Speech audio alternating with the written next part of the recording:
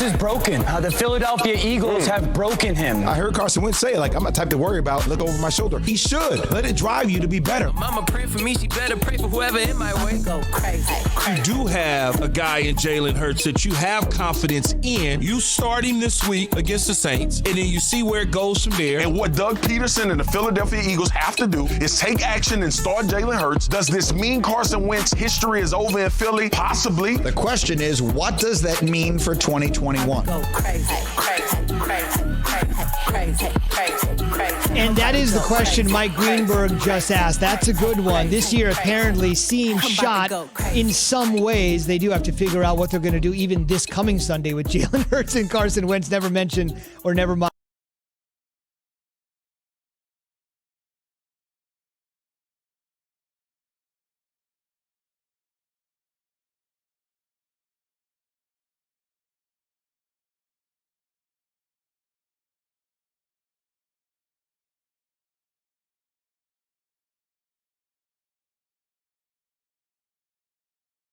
Yeah, you got to get there Wednesday. Yeah. Game plans going in. I had to think Tuesday because I have Monday Night Football, Tuesday Night Football, Cowboys, Baltimore.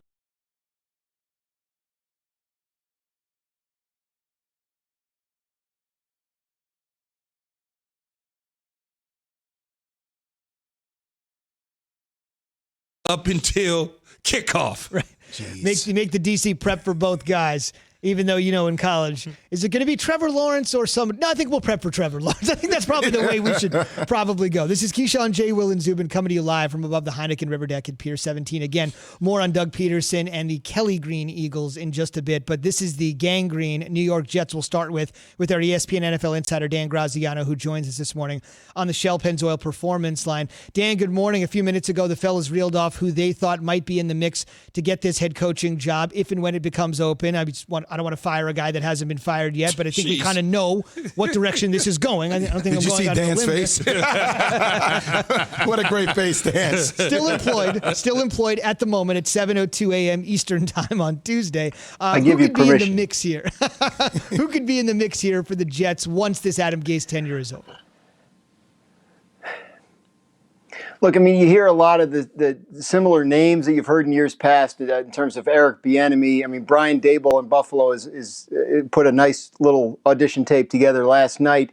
These guys are going to get interviews. If you look at where the Jets are, if they're going to be picking number one, if they're going to be taking Trevor Lawrence, they're probably going to be looking for a coach, that they feel can sort of shepherd Trevor Lawrence into his NFL career.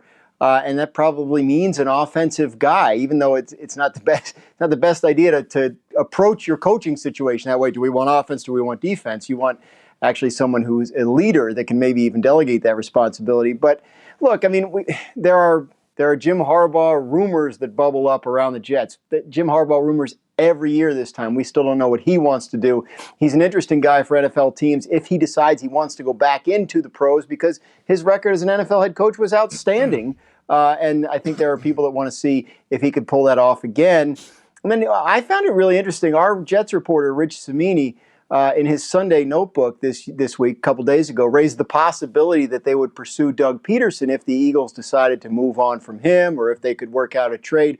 Joe Douglas, the Jets GM, worked with Peterson there in Philadelphia for a couple of years, so there's a connection. So, look, it's early to know for sure, but the Jets are certainly thinking that way. I think it's fair to assume.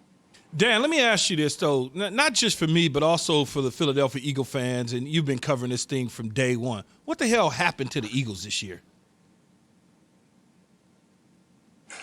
They didn't have the roster they thought they'd have, right? They put together a roster that was based around speed in the passing game, and you bring back Deshaun Jackson, you draft Jalen Reagor, and you think, but look, I hate to be the boring guy when this happens, but so often the answer to these questions is the offensive line, right? They lose key starters on the offensive line in the preseason. They can't keep it together all year. Lane Johnson's in and out of the lineup. You look around the league. Like, why aren't the Ravens as good as last year? Well, Marshall Yanda retired and Ronnie Stanley got hurt. What's going on in Cleveland? Why are they so good? Well, look what happened on the offensive line. They bolstered it at the tackle positions. They hired Bill Callahan to coach it. They kept it healthy. It very often comes back to that. And I'm not saying that's the Eagles' only problem, but it's certainly the foundation of what went wrong for them on offense. We came into this year saying injuries with the Eagles. Can they overcome this?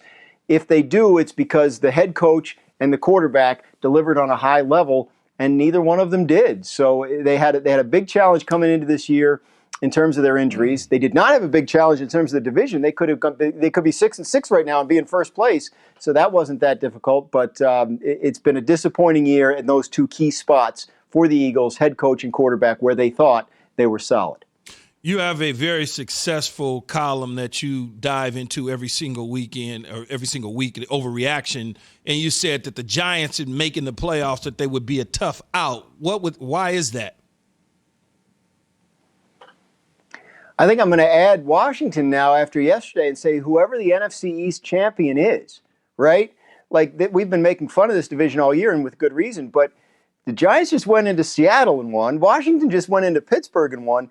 Like, those are playoff teams, right? Seattle and Pittsburgh. Those are teams that you could see making the Super Bowl, and these teams just beat them. Look, they play defense, and there hasn't been a ton of that in the NFL this year. But the Giants on defense confused Russell Wilson and the Seattle Seahawks and held them to 12 points on Sunday in their building. That is no small feat.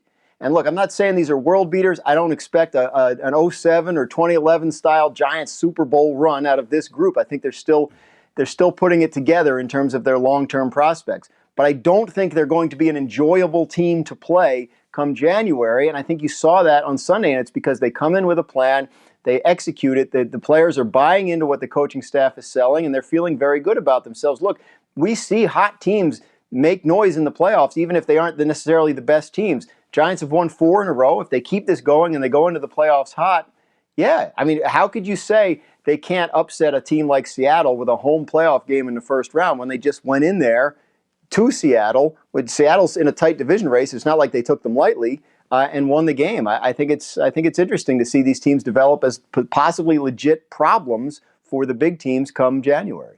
Dan, you also said that it's an overreaction to have the Patriots make the playoffs. What's stopping them?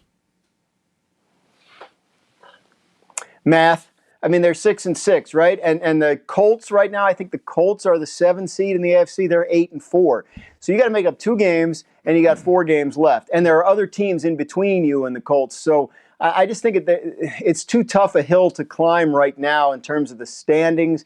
You could get, if you're the Patriots, you could win 9 or 10 games this year and still miss. So they've put themselves behind the 8 ball. They need a lot of help. They need other teams to play badly that are in front of them right now, and they need to keep winning. It's really weird. Remember the last time the Patriots missed the playoffs was 2008. They were 11-5 and somehow missed the playoffs that year. So you could have a similar situation here where they end up with a winning record, but still on the outside looking in because of that rotten stretch they had back in October where they couldn't score any points. Okay, let me ask you this before we let you go, Dan. What's going to happen in Chicago? Do you think that they're going to blow Nagy out at the end of the season? I'll say this: if he doesn't win any more games, yeah, I think that's certainly going to happen. And honestly, I think he's in a lot more peril than I would have thought a month ago. Which, I mean, you know, these long losing streaks in the middle of the season certainly do that to you. You start 5-1, now you're 5-7. Yeah, I think it's possible. That's a situation we're definitely watching at this point in terms of a potential opening at head coach and maybe GM. I mean, remember, Ryan Pace is the one that traded up to draft Mitchell Trubisky when Deshaun Watson and Patrick Mahomes were on the board. So at some point, you know, you have to wear that decision. So, yeah, that's a situation that's gone very badly here over the last 6-7 weeks, and I think it's entirely possible Chicago joins the ranks of teams that are looking for a new head coach in, what, now 4 weeks? Indeed, their record may not show it, but Houston is the Bears' next opponent. They're dangerous just because of the work that Watson has been able to do, sans weapons. That's next up for the Bears. Dan, thank you very much. You got it. Thank you. Keyshawn, J. Will, Zubin, presented by Progressive Insurance. Drivers who save with Progressive save over $750 on average. Dan joined us on the Shell Pennzoil Performance Line. On the way, after the Steelers' first loss of the season, where do they fall in Key's real rankings? Uh-oh. Key unveils that next on ESPN Radio. Pro Football Hall of Famer, the great Ed Reed, is joining us. This is Jay Will from Duke, right?